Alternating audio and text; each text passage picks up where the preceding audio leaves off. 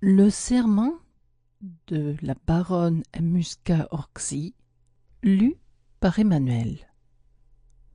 Prologue. Lâche, lâche, lâche. Ces mots retentirent clairs, stridents, passionnés, dans un crescendo d'ardente indignation. Le jeune homme, tremblant de rage, s'était dressé d'un bond.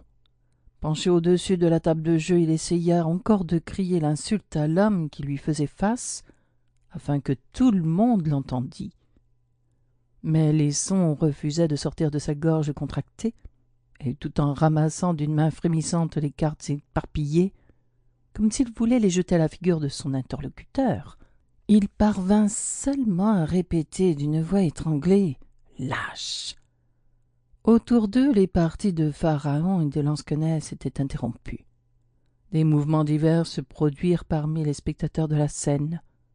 Les plus âgés essayèrent de s'interposer, mais les jeunes gens se contentèrent de rire. Ils savaient qu'à une querelle de ce genre, une seule conclusion était possible et attendaient ce qui allait suivre. Conciliation, arbitrage, étaient hors de question.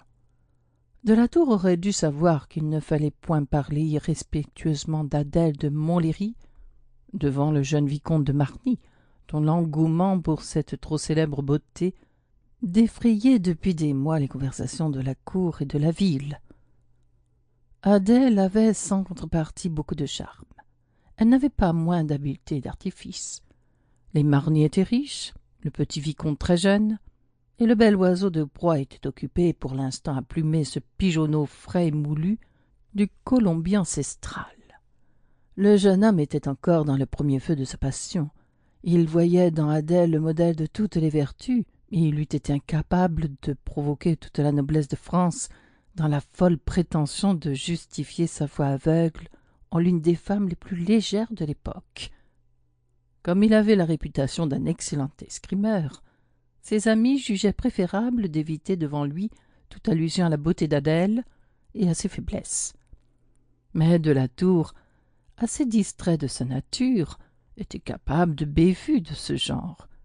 Par le ton et les manières, il différait quelque peu de la haute société qu'il fréquentait.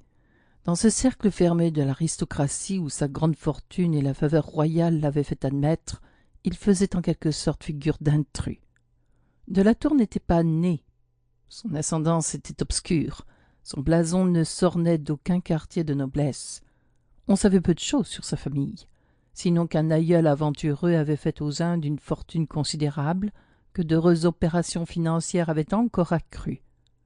Le père de la Tour avait joui de la faveur particulière du défunt roi, chose qui peut surprendre, s'il est vrai, comme on le disait tout bas, que lors des Indes avait à plusieurs reprises rempli les coffres vides du premier gentilhomme de France.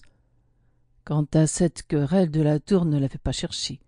Il ignorait les affaires privées du jeune vicomte, plus encore ses relations avec Adèle de Montlhéry, mais il était assez au courant du monde parisien pour connaître la réputation de cette dernière.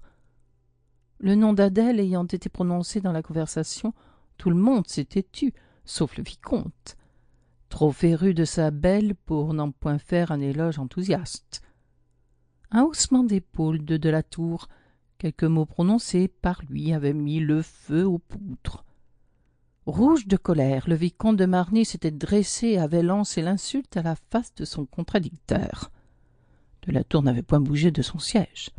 Assis, le buste droit, une jambe croisée sur l'autre, mais il restait calme.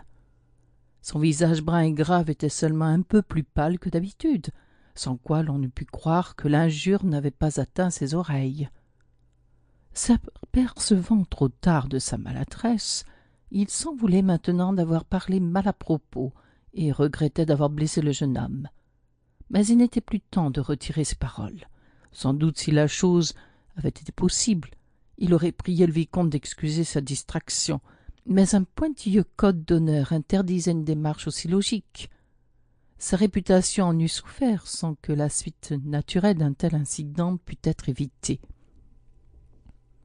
Les panneaux sculptés du célèbre salon de jeu avaient souvent été témoins de scènes du même genre.